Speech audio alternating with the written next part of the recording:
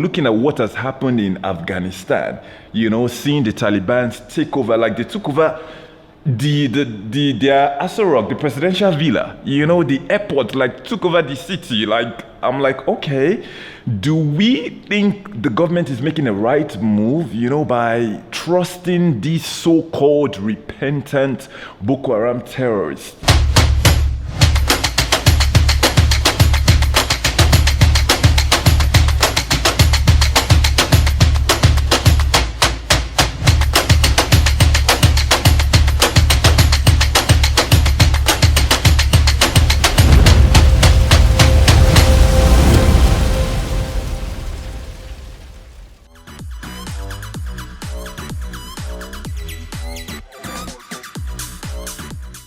Welcome to episode 24 of Reactions with Mr. Sal. Joining me today, as always, I have Mr.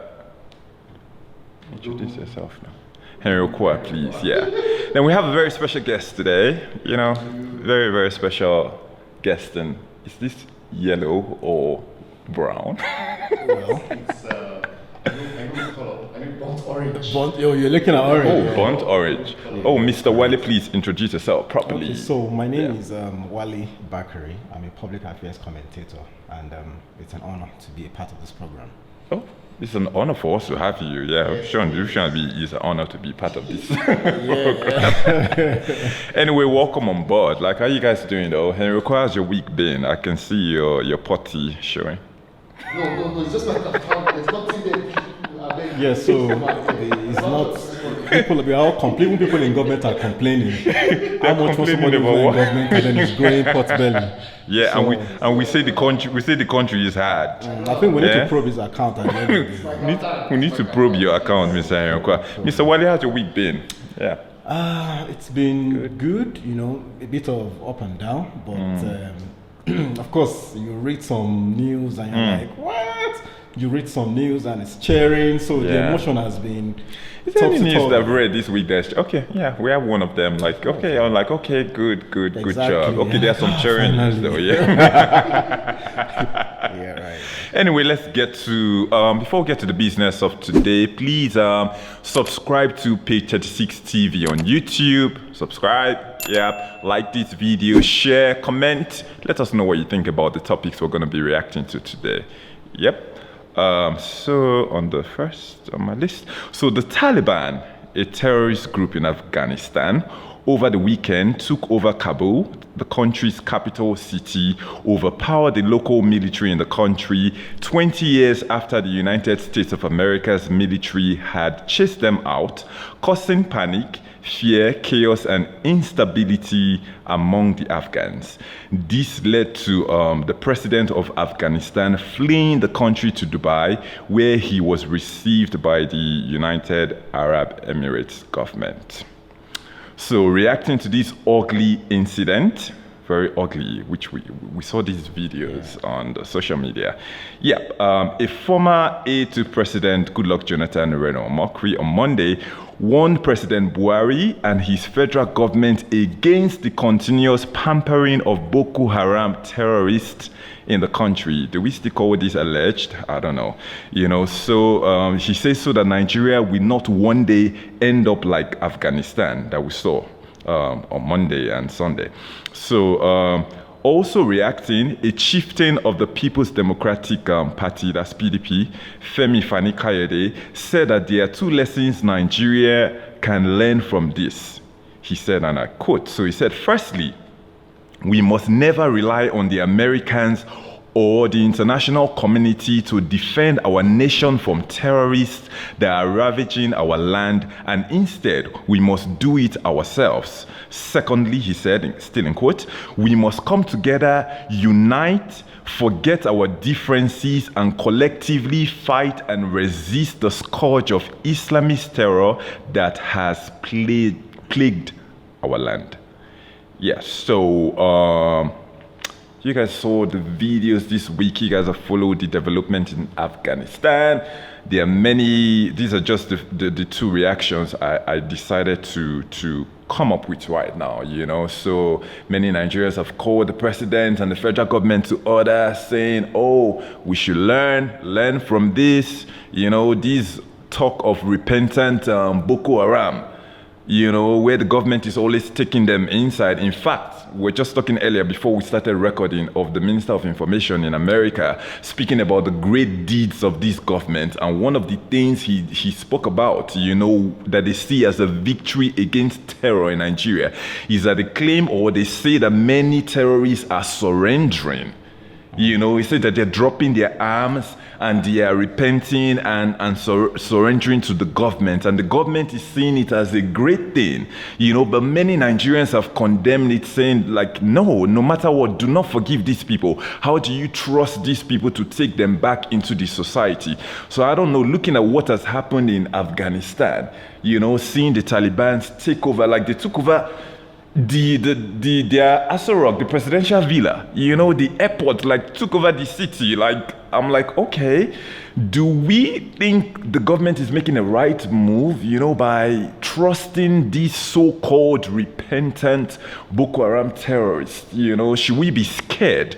Or should we really commend the president and the federal government and the Nigerian army, just like the Minister of Information has said in America? So you guys please react. So let me just go first. I think Omokri and Fani Kayode Omokri is being more sensational. Yeah. Fani Kayode is, for the first time, I would say, saying something that I could actually reason with. You understand? Omokri thinking that Nigeria would descend into the kind of chaos that Afghanistan has descended into. He's probably not being completely sincere, because there are parallels in certain areas between Nigeria and Afghanistan, but as there are also very significant dissimilarities or differences. You understand, that will make Nigeria not necessarily get to the point of Afghanistan. We need to, for us to be able to appreciate that, we need to understand the history of Afghanistan and the Taliban. You understand? Since its independence, the Taliban, can I say, has been the most consistent government that Afghanistan has known.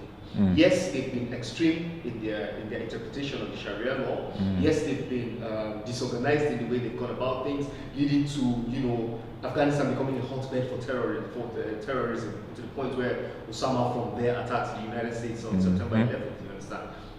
That said, Nigeria is a more diverse group of people. You understand? What is obtainable from the Niger Benue trough upwards is not necessarily the same thing that's obtainable from that trough downwards. You understand? I think because of the balance that we have, to an extent, in our culture, that's one bit of it. Secondly, the extent to which Afghanistan has been ravaged by terror. Let's not forget that the United States has occupied that country for 20 years. You understand? Military occupation. We've never gotten to that point. You understand? And Afghanistan is a state. We need to understand that before the Taliban is termed a terrorist group, it was the government in Afghanistan. You understand what that means? So it's like saying that one government in Nigeria was overthrown at some point by external forces, and then that government is trying to come back. Do you understand? Albeit that government has its own characteristics. Women don't go to school, women must stay in the house. Basically the same thing that we see with terrorist organizations. That said, the concerns that Nigerians have with respect to the pardoning or what's the word? Amnesty to these repentant terrorists is legitimate. And I'm saying this because of a report that I read yesterday. According to this report, 150 ex-Boko Haram combatants, commander level, have so far been resettled into different communities across Nigeria under a particular program by the DSS called Suhul, which basically means peace, I think, in Arabic. You understand? So in this, what they do basically is that when these guys relinquish their weapons, they take them and do the radicalizing course for them for 6 months. After that, they set them up in a house, with their wife that they left Boko Haram camp with their family and whatnot, set them up and try to make them integrate them back into society, while they also help provide information. So that's what's going on with all that amnesty thing.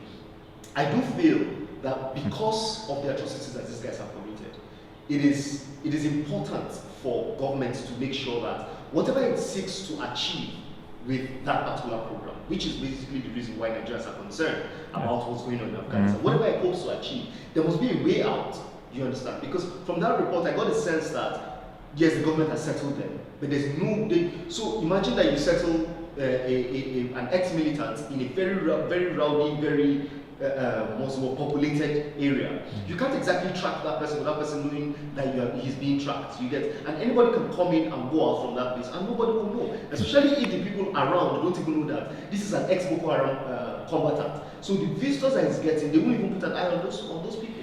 Yeah, but at the end of the day, sorry, before I get to you, Mr. Wale, like you defended the reintegration of these people back into the society, based in, okay, yeah. I was only trying to explain what exactly is going on. Exactly. So, you said based on the fact that, the government gets information from them. What about the people that are arguing right now, talking about other criminals in the cell? That have committed crimes as well. This is where I tend to disagree. Yes. Right? So, like you rightly said earlier, you made mention of what Reno said and what I think I will even go, even though we know he's a sensationalist, but on this particular statement, I think I will go with what Reno has said about not pampering this terrorist, right?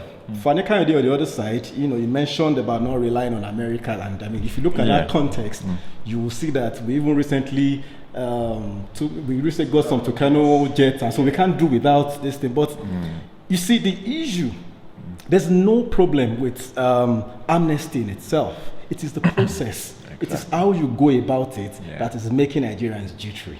For instance, we have gallant troops, who fought, with their lives. They lost their lives. We have Nigerians who have lost people, and then you have somebody come out from the bush, carry placard, and say it's repentant, forgive me. You understand? It's like it insults the sensitivity of Nigerians and the people who have lost loved ones, right? Exactly. What I would expect, right, to happen in this situation is we have the Terrorism Prevention Act.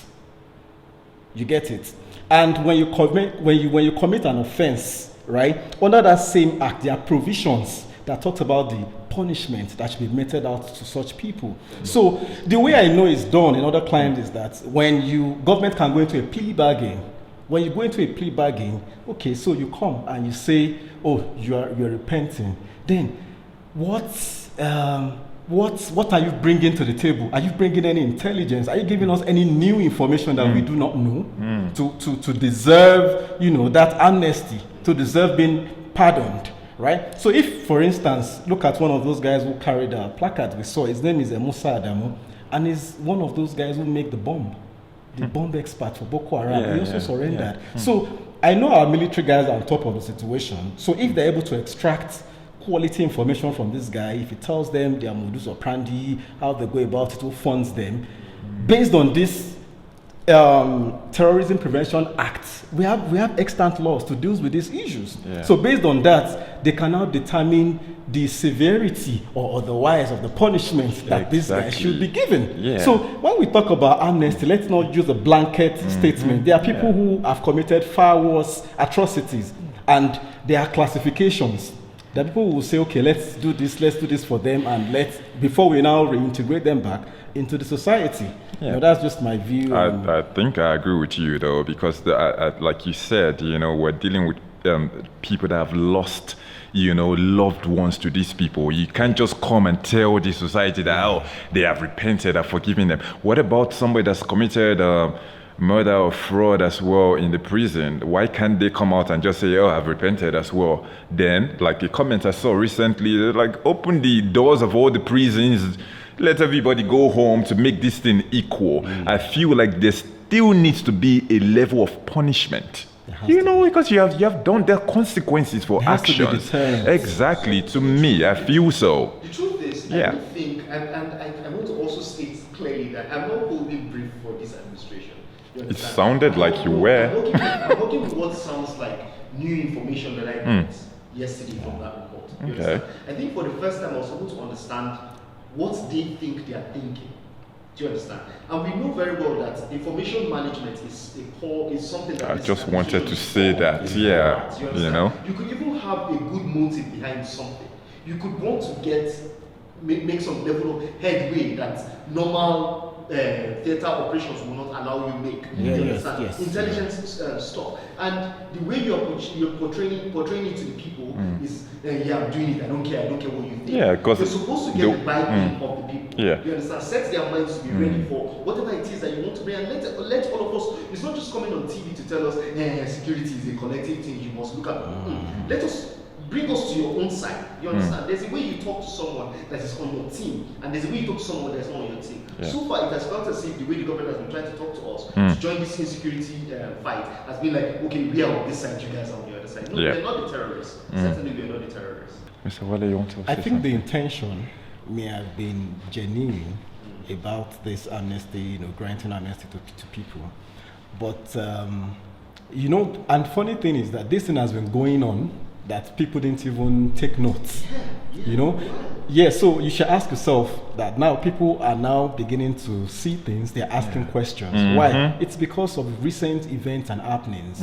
So which means that if your intention was pure, genuine about having this, then Nigeria is now having a lot of fears and things happening. So it means that approach has to be changed. Yes. Government has to be on top of its communications, telling people, because I know a lot of things that the government, they do that are not reported, that Nigerians don't know. Why are they not reported though? Why do you think they're not reported? It's time, because there was a report recently, Yes. That the Nigerian military secretly was holding a ceremony where they were transferring 1,000 Boko Haram repentant members to the Ebonyi State Government. When Nigerians are saying in that report that this was a secret stuff, then the source that spoke said that, the journalists were not invited because they didn't want it looks like for you to hide something, that means that the thing is bad. But at the same time, I believe that even the government, they know the implication of reintegrating these guys back into the society.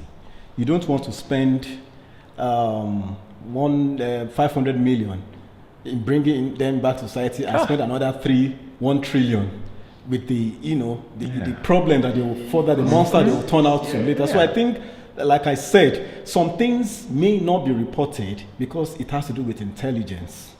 It has to do with things that not everybody should ordinarily know, unfortunately so. So the government, the army, they might be doing some certain things behind the scenes that we don't see, right?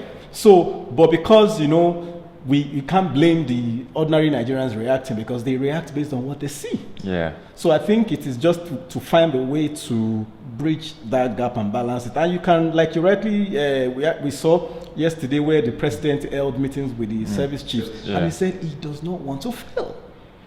He said he doesn't want to fail. That's in terms of this insecurity issue going on. And he expressed his concern about the U.S. troops pulling out of Afghanistan and Taliban taking over. And he said, as it is now, it seems like automatically this puts Africa as the new frontier of the terror and global militancy. And to defeat this, it means we need to collaborate with international agencies. We need to reach out to not only the U.S. Army. We have to reach out to larger community to ensure that we're on top of our game. Yeah. So of course this negates what Fanika and at the end of the day, though, wait, Henrico, I just want to say they don't have to wait for horrible things to happen in other countries before we sit down. Definitely. We don't have to wait for whatever happened in Afghanistan, because when the NSA spoke yesterday, he said that they were not even supposed to hold that meeting yesterday, which was Thursday. It was supposed to be held next week, but he said due to recent developments. Yeah, but we do not have to wait. Our people have been dying. That's enough. That's enough. Like, Nigerians have been dying. That's enough for us to hold emergency security meetings every day. Anyway, go on. Sorry. Yeah. So, just to add a bit of clarity with respect to what I was saying about the Taliban and it being a government. Yes. as the operators of the Afghan state at certain points in time, the reason why the Taliban was able to grow was that if I'm your enemy and this guy is your enemy and this guy is almost at the same level with you and I co-opt him to support me, you are in trouble. So Russia and China were on Afghanistan's side, the Taliban government side. Do you understand? At some point, you understand? And America was on the outside. Now, when all of this blew up, 9/11 and whatnot, of course, Russia and China withdrew their support. That was when the US got in, set up a democratic government or the semblance of it and whatnot. Basically, what I'm saying is, with the Taliban in power in Afghanistan, it means that ISWAP corridor is open. You understand? And if they can find some level of stability in what they are doing within Afghanistan, they're already partners with Al Qaeda. Do you understand? And by extension, ISIS. Do you understand? And ISIS, we know that we have ISWAP, and ISWAP is what we have as Boko Haram in the northeast. Yeah. So I think there's a delicate situation there, and if the president is talking like that, honestly, sir, I know that we would like to have these meetings regularly and whatnot, but the mere fact that Buhari would convene a security meeting with these guys, I honestly speaking, I feel a bit happy. Honestly speaking, because think about it. I think he didn't have a choice, in my opinion. I don't think he had a choice. Yeah. That for over a year, you were begging him to speak. He wasn't meeting with anybody. He wasn't interested. You understand? So I feel like if this is actually happening now, Baba, I'll take it. Okay. Anything to save lives, yeah. Exactly. You know, anything for peace, anything for security. I feel people comparing the Taliban troops takeover with the Boko Haram. I think if you draw the nexus, there are certain things we will look at. Though it doesn't mean we have to relax, but it just tells us that let's not overthink issues. You understand? Like you gave an insight into how this Boko Haram don't have such history. That's one. Two, you talk about funding. We read recently that the US is withdrawing financial aid to the Taliban. So, if Boko Haram, for instance, if they are starved of funds, then it means they can't do anything much. You understand? So, I want to believe that. And then back then, you saw what Russia and China, they supported the Taliban government back then. So, but do Boko Haram have that kind of allies? Yeah, we don't international ones. Yes, but still, at like least not the ones that we know. Yes, exactly. So, like I said, notwithstanding, we have to step up our game. Definitely, we shouldn't.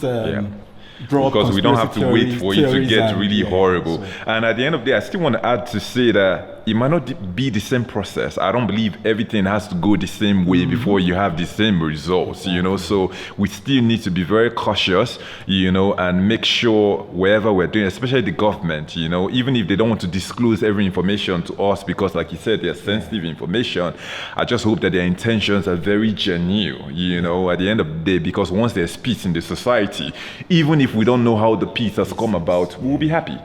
You know, it's an unconventional warfare. Yeah. That's the issue, you know. So anyway, let's move to the second controversial issue.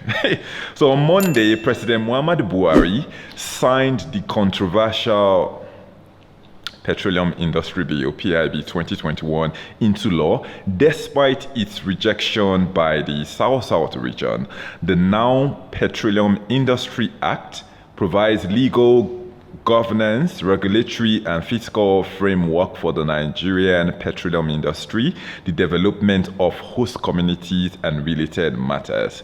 So on Wednesday, the president approved a steering committee to immediately kickstart the implementation of the Petroleum Industry Act, giving it 12 months duration for the assignment. So you may recall that the leaders of the South-South region had rejected certain provisions of the bill before it was signed into law. Specifically, elder statesman Edwin Clark had described the PIB when it was passed by the 9th National Assembly as satanic, unjust, and embarrassing. He stated that the bill has dashed the hopes of the people of the Niger Delta region, specifically condemning the provision and the allocation of 30% of profits to the frontier exploration of oil in the north.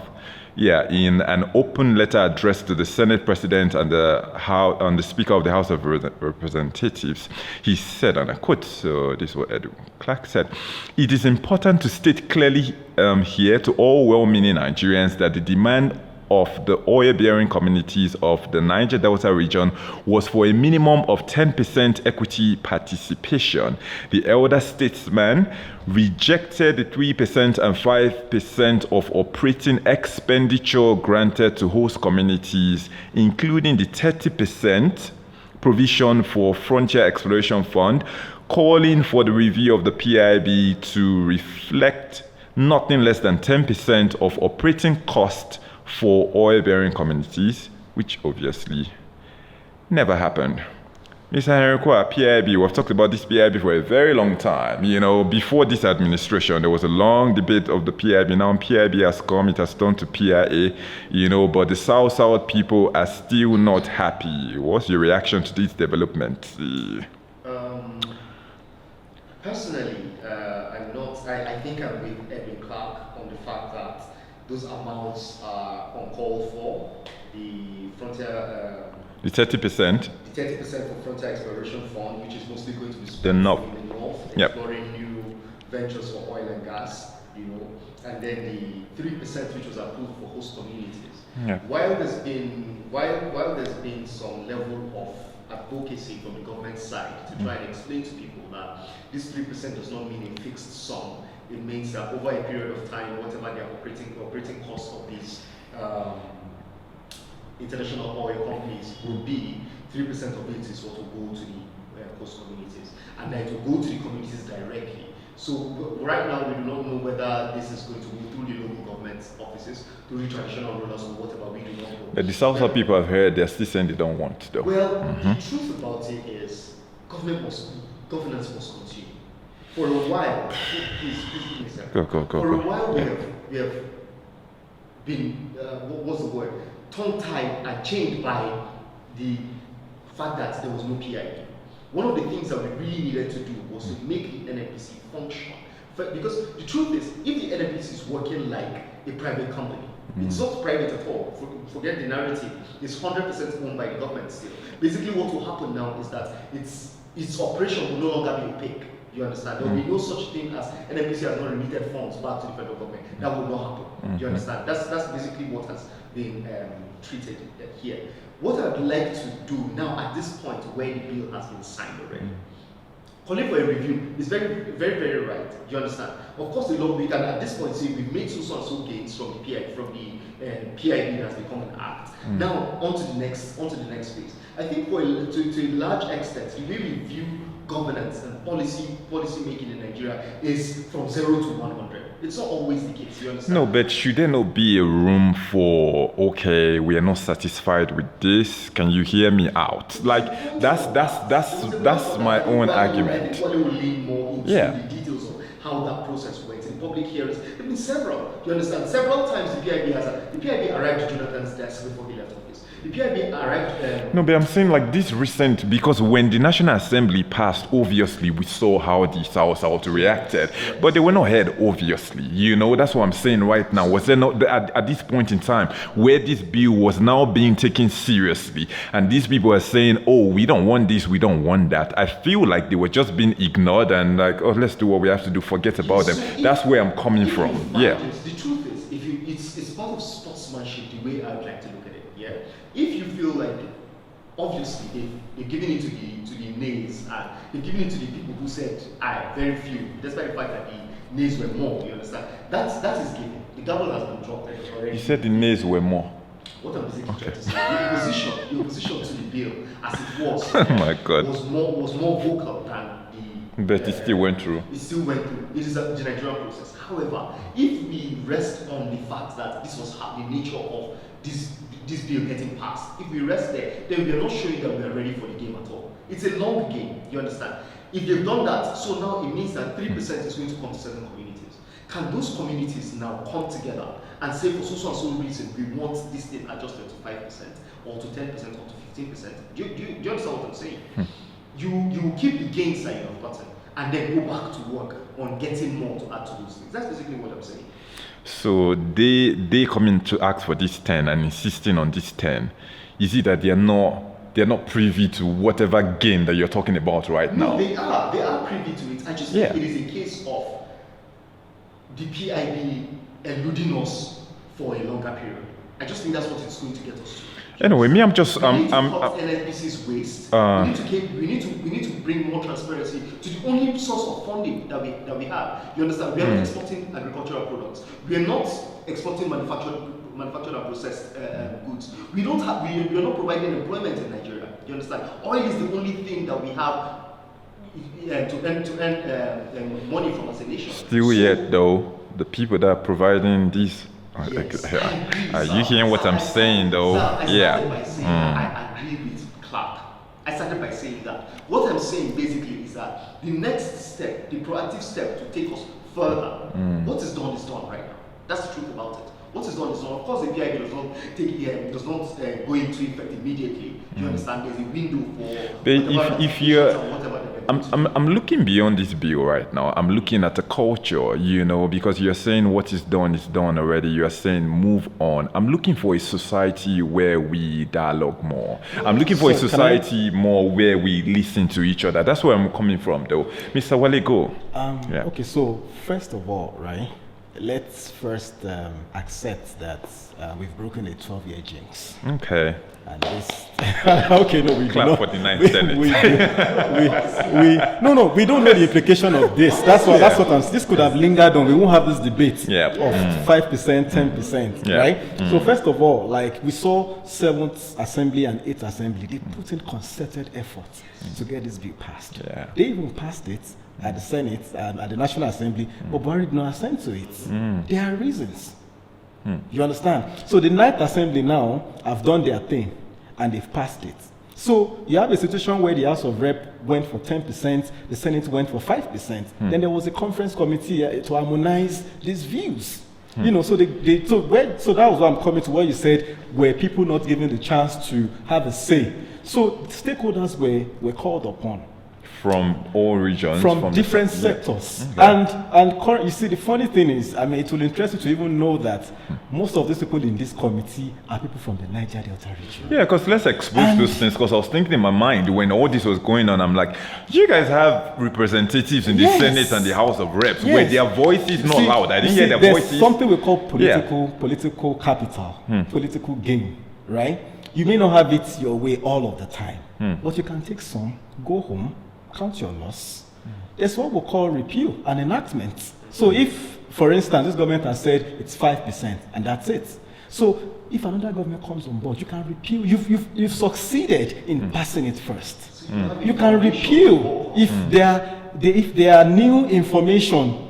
We're just starting. If there are new information to suggest that, oh, really, that 5% was a gaffe, we need something, you will repeal the act. What I want to say about that 30% frontier exploration fund and the 3% to host community is that it's not a justification. Like I said, the government is continuing. Yes. That 3% is based. That 3% is based on prior year operating expenses. It applies to that 3% applies to all upstream companies in Nigeria, and there are over 50 of them. While the 30% is just based on NNPC profits or loss. So if you put that 5%, as small as it is in percentage, in figure, it runs into several billions of naira. I want a situation where compare it with the 30% though. Yes, compared to the 30%. It's just like saying I'm charging the entire Nigerians, a certain percentage, and then what you are charging is just maybe a particular region. Though your percentage is bigger, mine is smaller. You understand? So when you convert that, but beyond this, the conversation goes on. What I'd like to see is not to have a repeat of what happened in the NDCC. This money, as small as you think it is a lot of money. How do we ensure that the plug holes to ensure that we saw what happened, the corruption in the NDCC, money that was meant for going to clean up to, it's messy. Yeah, it's messy. So let's just focus I think on what we need to focus on that. Yes, more. let's focus on Yeah. what we have now. Let's see, and like I said, this thing is not going to happen immediately. There are timelines. It will take 6 months, 12 months, but we have started our process that would ensure that there's transparency and accountability in the oil and gas sector. We've been using the NNPC Act of the 1960s. You know, so that's why I said that no matter how agreed the region or no matter our sentiment, you know, whatever what we want to say about this, let's first see this as a game. Then we cannot continue the conversation. I hope the Ijo Youth Council will actually watch and listen, because yesterday night, they passed the what would I call that right now? Is that a marching order or whatever? You know, asking the president and the Minister of State for Petroleum Resources, who is from Bayelsa State, Mr. Tim Silva, to stay away from the region. They say if they come to the region, they will be booed. I'm saying that to say, like right now, I like the way he has broken it down. I like the way he has explained it. I like the fact that you said that they had their stakeholders there. You had your leaders there that could have fought for whoever it is. We don't have to wait for the elder statesmen to be speaking from outside when the debate had already gone on inside. You know, I think at some point, at this point, we need to start holding our local leaders accountable, because your representatives are going to represent you out there. They should do the work. You know, you should trust them to do the work, and they should actually go there and do the work. So there's not this going back and forth. Because while I was talking about where I brought this up still, you know, I'm seeing a division. I'm still seeing that line. I don't still like this talk where we're talking about South, we're talking about North, and they're comparing. You know, see the way he broke down the 5% and 30% now. Some people out there don't understand that. All they see is that this figure is bigger than this figure. Or the biggest figure is going to the north. They don't know that at the end of the day, your 3% might even be more than the 30%. Like this understanding I need people to really have. So we don't just have these divisional talks on the surface. Yeah. What you said about having local leaders, Yep. you understand, be active and do their job. It feeds into the agenda of this podcast, you understand? Yeah. Where we say the minds of people must be awakened to what their responsibilities are, so that they can hold themselves to higher standards, and by that bring in leaders that will do what they want them to do. Exactly. Politics is about interest. you Yeah. understand? And to add to that, the reason why we keep having this north-south divide is because of some winner-takes-all mentality that we have in our public offices. The moment one person from a particular region comes in, everything that has to do with resources and whatnot appears to be going to that region where that person is from. You understand? So this was not it's not exactly a good let's say body language or posture from the leaders towards us. And this is in turn fueling the divide. You understand? Yeah, It's fueling that's the what I was conscious sensationalization of. issues like this, where it would have been just we've been on this issue for the past about 1 month now, since the Senate passed it to the point where the Senate President signed it. A lot of conversations would have been had to clarify what's happening, but nothing was done until the very last moment when the President signed it. So we'll have to do better, honestly. Collectively, we'll have to do better. Anyway, I hope we have been able to at least break this down to some people's understanding, you know, so we don't just keep fighting each other over what might turn out to be nothing. Yeah, so on Saturday morning, 25 persons, some reports said 22, you know, were reportedly killed, and 23, some other reports said 14, were injured along Rukuba Road in Jos, North Local Government area of Plateau State. The victims were attacked while traveling from Bauchi en route Jos to Ikare in Ondo State. It was learned that the unarmed Muslims who were in a convoy of 5 buses were stopped, forced to disembark from their vehicles, and were then killed one after another. It was the arrival of the police and soldiers on the scene that saved the rest, according to reports. So the police swung into action, arresting 33 suspects and rescuing 33 victims. There was also a successful kidnap of 15 students, 4 staff and 1 driver from the College of Agriculture and Animal Science in Zamfara State by bandits who are now demanding a whopping 350 million naira as ransom for their release. On Saturday evening, all these things happened at a very close time. Yeah, so on Saturday evening, an unidentified number of residents were killed in a fresh attack on farmers in Buruku and Udawa village at Chikun local government area in Kaduna State by suspected bandits as well. The bandits reportedly killed the farmers while they were working in their farms. When contacted, the state police, that's the Kaduna State Police Public Relations Officer ASP Jalige Mohammed, said, "We do not have the details of the incident, but we have sent our men to the area to gather information." I put this out there, because there are many reports I did this week, security reports, where the police will be contacted and they will say they don't have information. Very, very pathetic. This is just a tip of the series of successful attacks that have been going on for years now, where the police only become active after the heinous crime has been committed.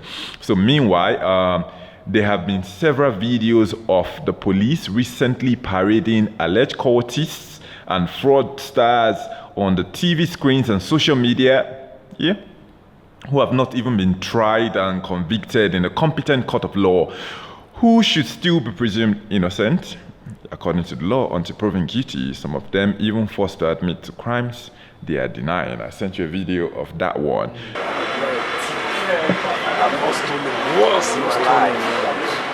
I have not done anything like killing or murder in my life. So. Insecurity. I think insecurity has different levels right now. We dealt with the one with the military. And I think the one with the military, if we have to be honest, though, I think they have recorded a lot of successes. To be honest. The bandits thing is just the one really making it look like there's no success with Boko Haram. So this weekend or last weekend, there was kidnapping, killing here, killing there. Then mostly what we see is governor releasing statement to say we condemn. Presidency releasing statement to say we condemn. In my opinion, the crime has been, I was talking to myself when I was preparing this note, I'm like, the job of the police is not just to arrest after a crime. You're supposed to be able to prevent crime. You're supposed to be able to stop crime. Because to me, if an attack has been successful, fully or partially, people have already died. You coming to arrest, to me, that I've already lost my loved one or whatever. It's as good as useless to me, and these cases of police, PRO, keep saying we are not aware. We are not aware. We will do investigation. Now, I'm like, the people are even more aware than the police. Then I'm seeing videos of the police on Instagram, giving people cardboard paper. That last one is very embarrassing, and I'm going to put it out here. They say you're a criminal. They say I'm not a criminal. You stole. You say I did not steal. So I'm like, okay. We're seeing whatever is going on the roads. Our roads are no longer safe. Then the police is on the media. I don't know what the police is doing on the media, doing the work of the judiciary, in my opinion. Because normally you're supposed to arrest, then take to court. What they're doing right now, they're arresting and taking to the media. You're not supposed to speak to the media. A criminal is not supposed to speak to the media. And the police is not supposed to be forcing people to go to cameras to admit to crimes. They need to do that in front of a judge. You're supposed to go in front of a judge, then prove that they actually committed the crime. Don't give people banners. Because wherever they even say in front of the cameras there, they can go to court and deny and say they were forced to say it. Yes. So I'm bringing this up to say, what is our police doing? Is the police really doing what they're supposed to be doing by keeping us safe in our houses, keeping us safe in our farmlands, keeping us safe on the road, or what are they doing? Are they deceiving Nigerians? Are they actually working by packing people to TV screens and social media screens to make this one say, oh, I'm a fraudster, or oh, I'm a criminal? It's that event is very unfortunate, and it's and that's just one of the events. Yes. Yes. Sorry. So it's one ethnic clash too many, and it seems like there's no end in sight. So what you see is a situation where the police, so the police spokesperson now, Frank Umba, is in Abuja. Yeah. And then you have something happening in Jos. So for him to report accurately when he's not there, he has to he has to speak with somebody at the Plateau State. Let me cut you short there. Yes. Sorry. So the PROs I'm talking about are the ones for the state commands, not even Frank Uba. Okay. So when they contact the PRO in Kaduna State, you're saying you're not aware. That's a problem. Yeah. So this brings me to what we've always clamored for, which was community policing, right? There are some things that we could have achieved, has been argued for, if we had the community policing, where real time. We read at a point where, as those guys were being killed, some were saved because the military arrived. So imagine if we had the community policing, where I can report, when I know that the commissioner of police in my state is from my state, he speaks my language, and the locals can easily, turn in intelligence and say, oh, something is unusual, is going on in a certain region. You can swing into action of time. So what we see most often time than not is them being reactionary. After the crime must have been perpetrated, then they parade some certain people and tell you that they recover AK-47 cartridges, and all that, and then that they'll be charged to court. So I just feel that so it's also a fallout of the NSAS, where people have repeatedly called for a reform. I mean, this time around, a holistic reform of the police sector. And that reform, if you ask me, I think they say it's in process, right? They say it's in process, it's in phases, it's in stages, but yes, the IGP was, changed, and there were a lot of pawns moved here and there on the deck, and you see, some region have actually relatively enjoyed some peace, while another region is probably still suffering from this whole thing. So how do we now? Of course, the bulk of this still falls on the chief executive of the state. That's the governor. And what has the governor done? The only thing I think he has done is to impose curfew in some certain local government. But does it really fall on the governor when the governor does not control the police, though? So who do we blame? It's the chief executive officer of the state. Yeah, but if you have the chief security officer of your state and chief executive officer of your state, and you don't have control over even the police commissioner, how do I blame you for security of your state realistically? Well, we've called for true federalism. We've called for state policing, well, if you like to call it community policing.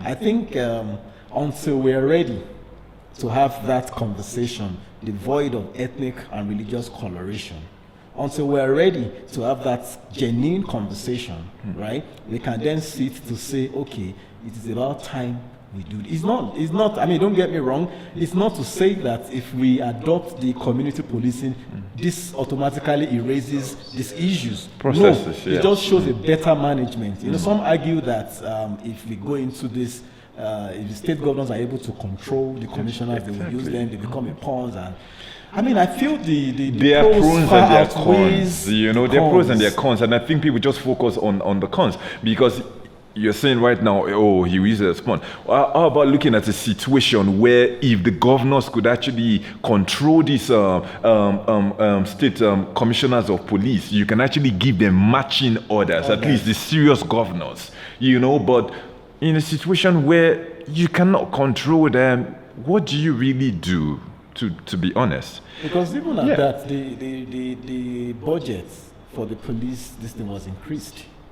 I read somewhere that they were supposed to spend some, billions to fill their cars. We dealt with that one last week. Oh, hey. To fill. So you look at it that even the government on their part, you bring their budget is ratified and approved, and then what then is the problem Why don't we have real-time responses? Why does it take that long? Why are there no equipment, the right technological gadgets to mitigate against? So I think, when you look at the problem sometimes, you tend to ask yourself that, who are the government? At what level do we begin to apportion blames?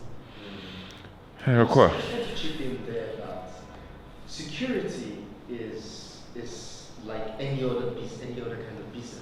It's like agriculture. Think about agriculture. There's production, there's processing, there's packaging.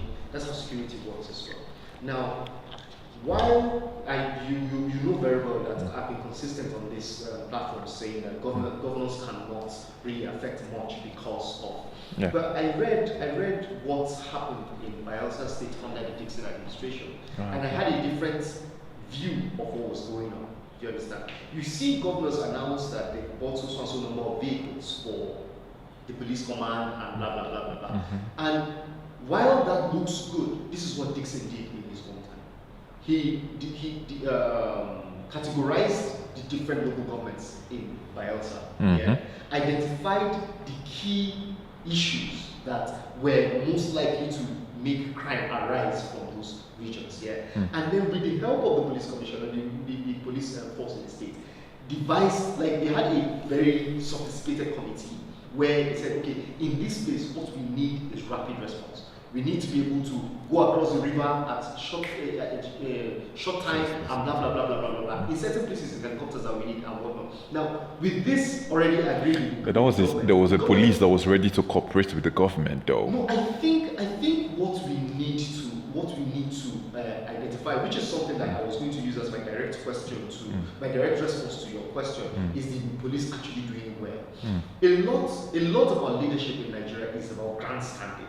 Do you understand? Oh, I've done this. You remember we talked about the governor who went and was conducting tests for teachers, impromptu tests for teachers, and asking him how many local governments he can cover. You understand? Yeah, exactly. So a lot of our leadership in Nigeria is about that. It's about show. Oh, we have done this, we have done that. So the police is leading into that thing, which they are learning from the executive. Do you understand?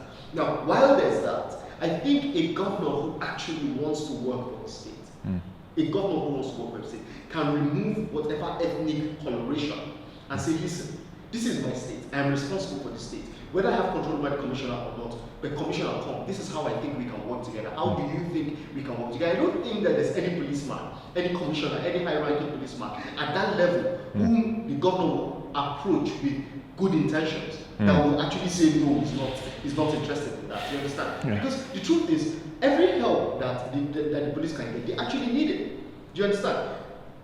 I'm not. In fact, let me not make a mistake by using the example I wanted to use just now. But all hands must be on deck. That's the truth about it. You see, the reason why the response in Jos was faster is that where that happened is considered township in Jos. Bukuman Road is considered township. Yes, it's a bit lonely and whatnot, but it's closer to the center to the center. You get. Now, when we're talking about welfare and infrastructure and whatever equipment that the police need, imagine if look at the Chikun situation, for example, that you're calling the police PRO, and at the time that the press knew about what was going on, the police PRO did not know. That first line of we do not have details of the incident, it is a lie. It's what you used to say, we know what's going on, but we really don't know. It's a lie. You understand? So we need to be able to identify for key areas what is needed, how to go about it, which makes a strong case for state policing. You understand? The longer we prolong that debate,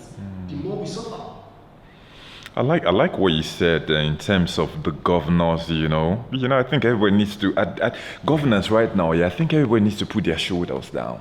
Put your shoulder down, and come to the ground and be ready to work, because I can't even picture a situation where many governors want to sit down with the commissioners of police and really strategize like that in their states, because everybody's carrying shoulder as Oga. I think if everybody brings their shoulders down, sit down and really want to protect, because you as a commissioner posted to that state, if your intention is really to protect the people of this state, you will be ready to collaborate with the governor that his intention is really to protect the people of this state, and you guys can come up with other mechanisms. You said they receive money for police, whatever.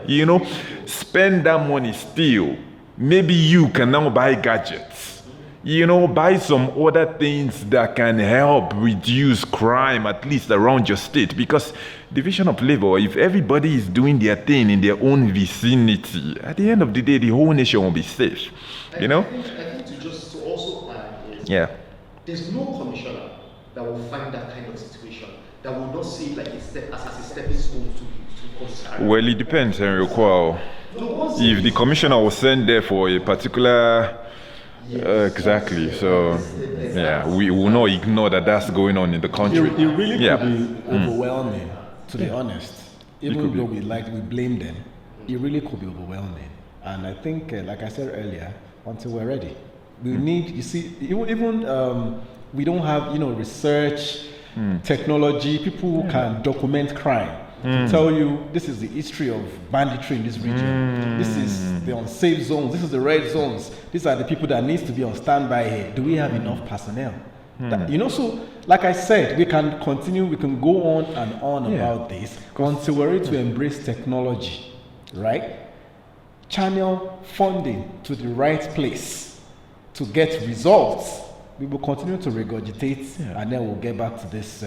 And with this thing that you've said, I think the police at this point in time needs to have more units. Exactly. You talked about tech right now. I think there needs to be a crazy tech unit. They even need to have a research unit. At this point, they have. No, when I say they need to have, I mean the one that will be functioning, not the one when the office did that these people don't even know what research really means, or they're not really going to research. I was privileged to enter Luis Edith's house some years back.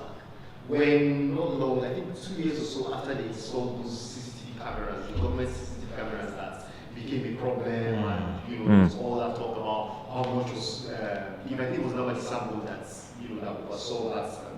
And I actually saw the views that they have of certain areas of Abuja.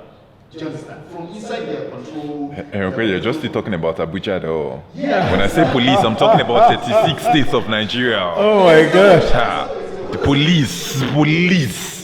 Luis Edith's house should be replicated in every look. At least in a local government, we should just have a smaller version, not a dirty one that is not. So when I say we need to have these units, Henry, not in Luis Edith. We all know now. When I had my case, I was going there. That place is just pay a visit. It should be exactly certain police stations. Exactly. I cannot use one that forms how many percent? Nah.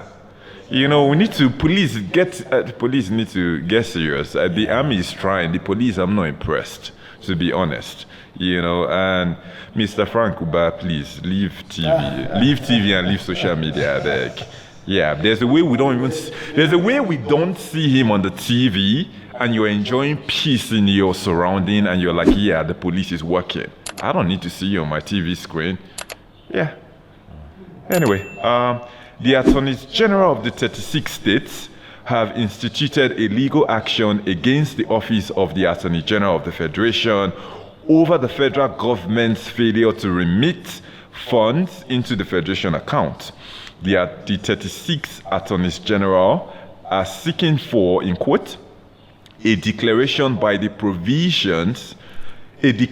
that by the provisions of Section 162, subsection 1 and subsection 10 of the Constitution of the Federal Republic of Nigeria, all income, returns, proceeds, or receipts, howsoever described, derived from confiscated, forfeited, and or recovered assets constitute revenue of the Federal Republic of Nigeria, which must be remitted to the Federation account for the collective benefit of the federal, state, and local governments.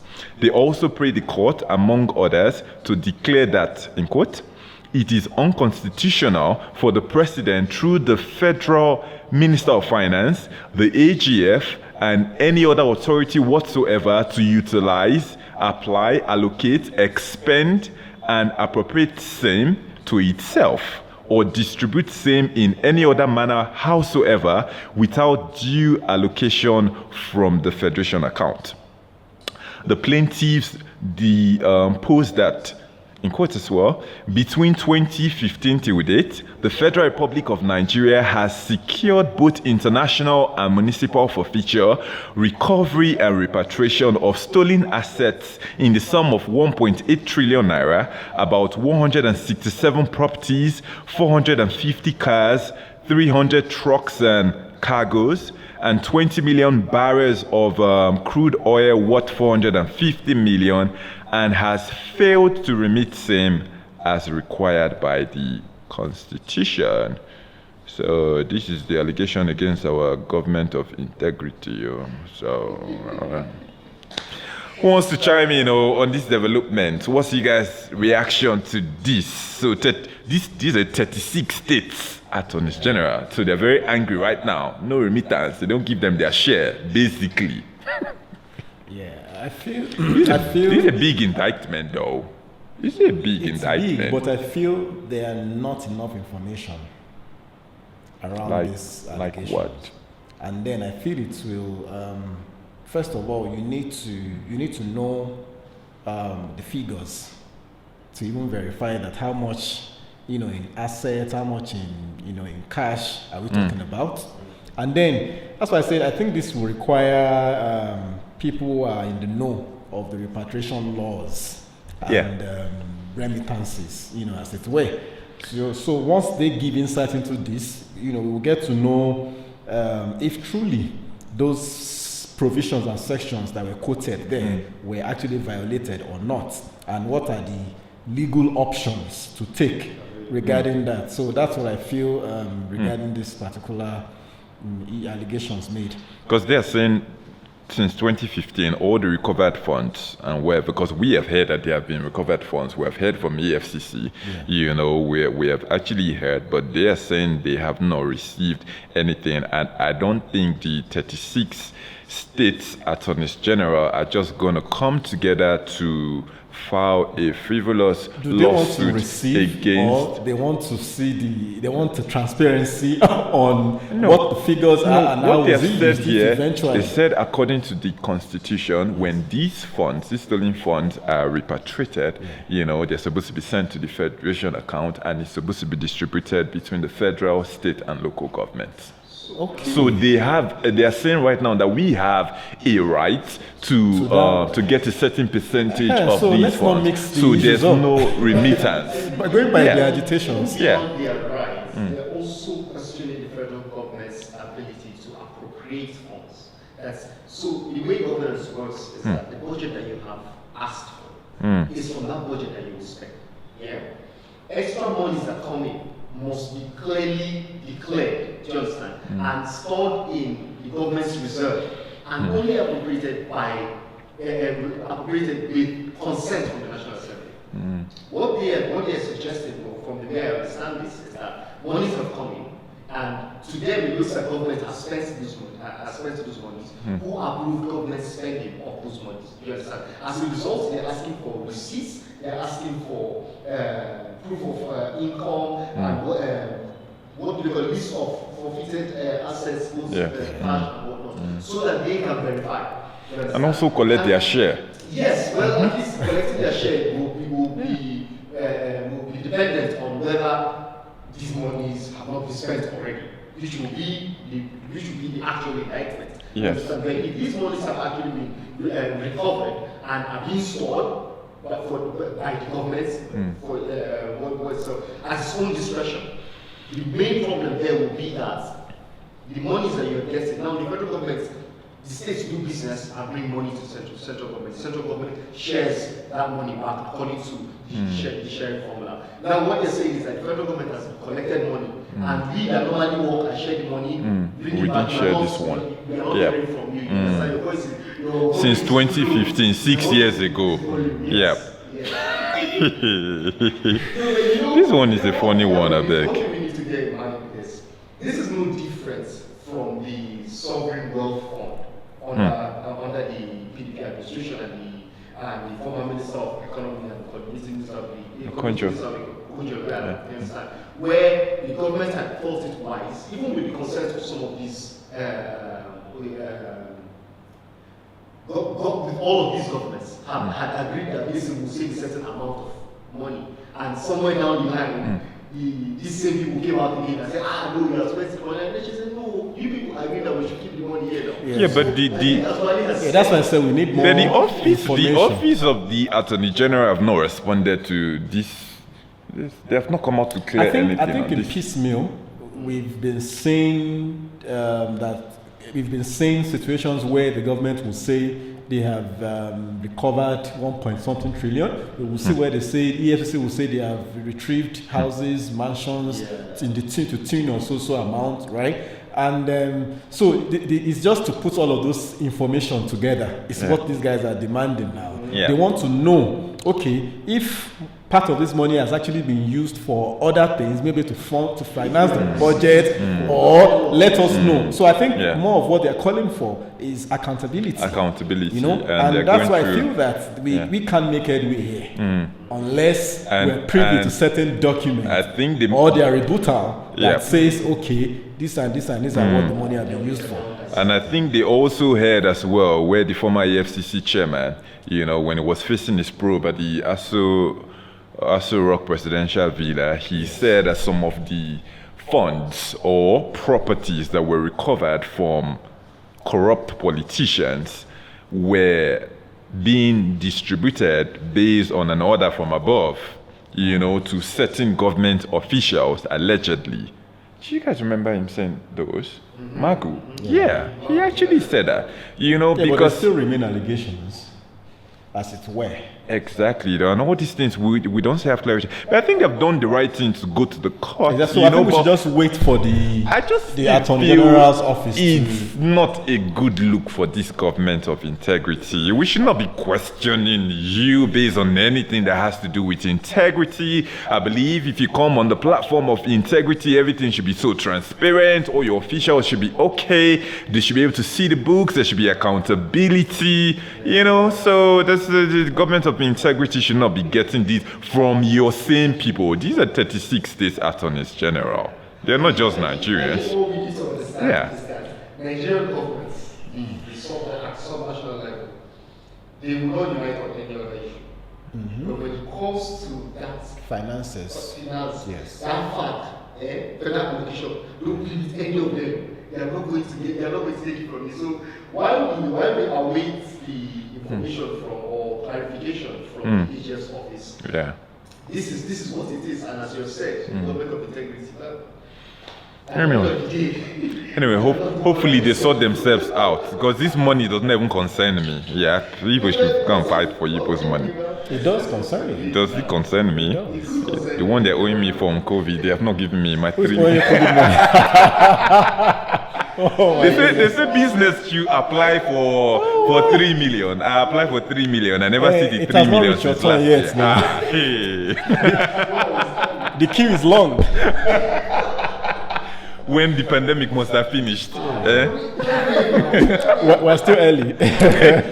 Oh my God, man. Anyway, let's get to our final topic. We're almost on time. So the governor of Ebonyi State, David Umahi, is actually an engineer David Umahi, on Friday last week through the State Executive Council chambers, approved the recruitment of young men and women from the state with first-class degrees.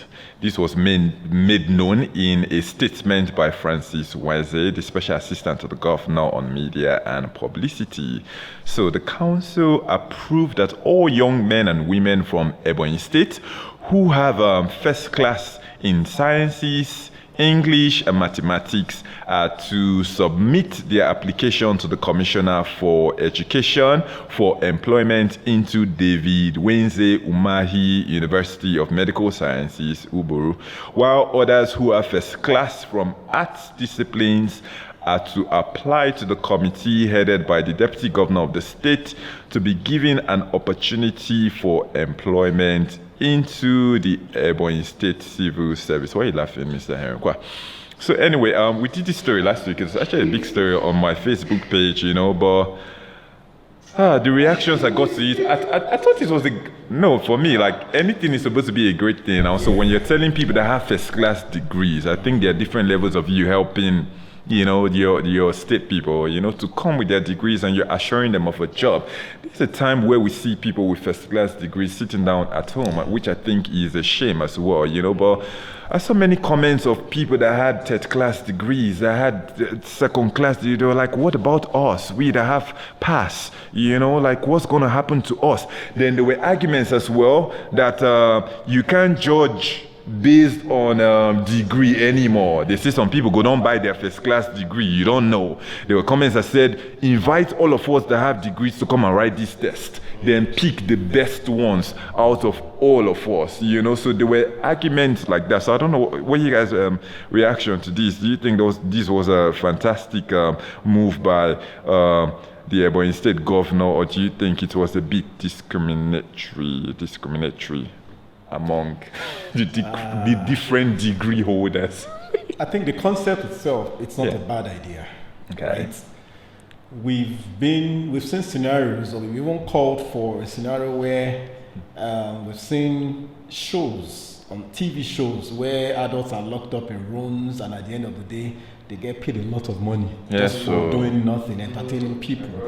People not for doing nothing, they're entertaining people. Yes, that's why I said entertaining. Saving people from committing suicide. People have argued, exactly. People have argued that intellectuals too also deserve not go for cowbell competition and collect cup and merchandise, and you understand? Right. People want us to weigh in on the financial scale to say if somebody has merited this, let the person be rewarded, to encourage other people. So I think I see what they try to do there by recruiting and employing first-class graduates. I think it is the modus operandi that was wrong, right? If I have a role in my organization and I need only first-class people, I'm going to ask people to apply, and I'll pick the best. Yes. So if I only need first-class people, I mean, there are a lot of places we apply to, we don't get feedback on why we weren't able to call back for interview. And no bad blood about that. So I think it's the steps they took in doing this that was very wrong, the approach. Because we're in an environment where there's unemployment. You understand? Double digit figure. Unemployment, and we're churning out more graduates, on the yearly, and then we are telling people. So if you say this is only for people who are first class, are you saying that people who get a second class, upper or lower, or even a third class are not deserving? It's a civil service job for him. It's not some astronaut engineering that requires some technicalities. I mean, I'm not watering down on that. I mean, they go through training. So I feel that if we're being fair, I think it's like Eric said earlier, we're in a society where we do things for showmanship. You want people to see that CEO, I have employed first class. If it wasn't for that, you can quietly employ these people while you plan to absorb the rest of the people who don't have a first class. So for me, I think the intention is good. The idea is good, rather. It's just the approach they took to achieve that I think is a bit suspect. I'll just take one thing I said and push it a bit further. Similar to what I was saying about the Professor Zulum impromptu test. When Zulum became MBT at the same time. Students, tear a piece of paper. Maybe you used to call it shotgun. Impromptu test. So the question I want to ask is, was there a policy that Umahi is fitting this into?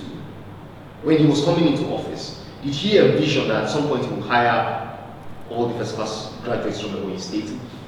Do you understand what I'm saying? Because if it is not proactive, what you'll be doing will be swelling the number of staff in a particular university, whether they have the students to teach or not, whether the university can pay them or not. Do you understand? Now, from a policy perspective, it looks like a knee-jerk action because it feels like you have just felt something. Somebody touched you, and then you get no first class people.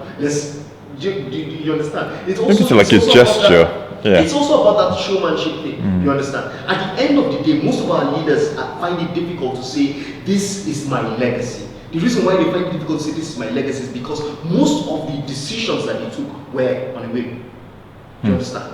Now, if you had a plan for, say, the educational sector, and you had a way that you linked that to unemployment and job creation, You would say, yes, this fits into the social and so plan of this state government from when we came in. But that's not the message I'm getting here. It's not tied to any policy. Yeah. It's not tied to any policy. Do you understand? So what happens when the administration of that school says, listen, the money that we'll be getting, we know that we're still struggling for autonomy for universities in Nigeria, whether at state or federal level, they are still depending heavily on government funds to be able to pay these salaries. Yeah. So are you going to bring these guys in and then pay them minimum wage? Because if not, let them be where they are.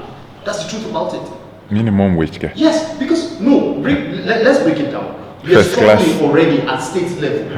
I don't want to put that out there for first class people. No, you're not understanding. I do not wish them minimum wage, but go on. Yeah. It could happen. That's the truth about it. Because the government has not said now that you will come and earn money the way you're supposed to earn money for your degree. They said, by the way, he said they should forward their application to the Commission of Education. Please, the person that got, there's those people that did sciences, English and mathematics, first class, should forward their application to science, to the Commission of Education.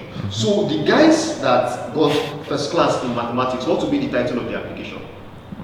What will be the title of the application? There's no application now. You just had first class. You drop your CV. They don't even know the rules. Like it's. I think the government is going to be the one to determine the rules. I don't know. Hopefully, there was a plan that we don't know about, though. You know, I don't know. Like, yeah. If we are saying there's a plan that we don't know about, it will be speculation. What sane governments actually do at this point is to say, in line with so and so thing. You see it even happen from the federal. They will say, in line with so and so policy of the government, we had the ERGP, Economic Growth and Recovery Plan, around all the way to this year, to June this year. Do you understand? Usually, governments tie this type of interventions to already established policies that they are running. You understand? So it's either you are the first phase, or you are the second phase, you are the third phase of that your policy, and this feeds into it somehow. If it does not do that, then the issue of sustainability is out of the question. Do you have any idea how many first-class graduates they will have from Ebonyi State? He said from Ebonyi, so they might be in Lagos, they might be in Abuja. So you remember pack your CV wrong, go back. The immigration service. Hey. You remember what? So I'm trying to use what we've seen before to create a picture for people to understand. Yeah. Where are you going to gather these people? What is the system that you have in place at the Ministry of Education that is going to, see through that whole CV? And how do you even vet fake certificates at this point in time? You know, because people that are desperate to get jobs right now, and they know it's a government commission, ministry, who will not really check whether my certificate is really authentic. I can go and forge it just to get a job. But we still have to commend him, though. I like when you talked about the approach. I like when you talked about you're not commending him. So if one person gets job, you're not happy. They say we must thank God for one soul that is saved, though. So, because we have a culture of if one person gets a job, we gain something. That culture multiplies. Family is saved. Exactly. While you understand what I'm saying, the multiplier effect on families and the quality of life that people are living. You understand? When you finish doing this thing, you may even be creating more problems than the state already has, and this thing we already have. Do you understand? Let's not joke about this thing. It will be difficult in this day and age with the way conversations are going on about entrepreneurship and whatnot, for someone with a first-class degree to be completely without job or employment. It is difficult right now. Let's be frank. The market is very, very competitive, and we know that they get the preferential treatment to begin with. But now we are telling them that leave what you're doing at some point when we have given you a job and come and do this one. Is Umahi sure that the state's resources can sustain this thing for the period of time? Because you're not coming to give them weekend or internship jobs. This is what their livelihood should depend on. So all I'm saying is, while you guys want to commend them, I think 2 out of 3 commendations is good enough for Umahi. Because we don't know the rest of the details. These questions that we are asking. I like your questions. Very good points you have made as well, so we're not going to sleep on that. So I hope the governor is listening, I hope Francis transferred the message to the governor. Anyway, Mr. Wale, do you have any other thing you want to talk about? Do you guys have anything you want to talk about? Me, I'm done. We're done with our topics for today. Is there any good news you want to share with us? I think that's just about it. That's about it, yeah. Henry Kwa, please don't start preaching there. Don't tell me about politics. I don't care about 2022. We didn't talk about elections today. Great episode today. So let's just end it here. Not lie.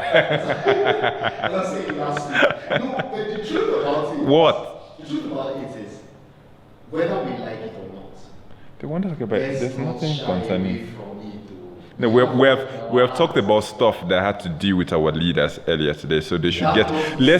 Let's treat the police today. Let's make sure we don't leave, especially the message to the police today. Very important. We're dealing with a lot of insecurity. I think the police need to get their act together. And I like what you said about the state governors actually collaborating with the commissioners of police. You know, drop your guards down. Really come together and see how you can protect the citizens of your state. You know, we can't leave it. Citizens have a role to play too. And the citizens as well, you know, and I think, no, but when you put it like this though, you know, it reminds me of the statement from the is it Katsina State governor, you know. So when you say they have a role, I think we need to be I'm not saying they should go up in arm. No, that's not what I'm saying. I'm talking about intelligence gathering. Exactly. You know, I'm talking about if you hear anything, assisting the police. Exactly. You know, Tell the relevant police. information that can assist them in information. That's what I mean. Not carrying arms. Because I don't know these governors that say people should go and carry. Prepare to vote wisely. You did not vote wisely. All of us go sit down and balance here. Anyway, I've come to the end of this episode. Thank you so much, Mr. Henry Kwat. Thank you so much, Mr. Wale. Pleasure. We hope to see your face regularly. Yeah. Yeah, soon. Yeah. Yes, so thank you guys for watching. Please do not forget to subscribe to Page 36 TV on YouTube. Like this video, share, comment, let us know what you think. See you next week.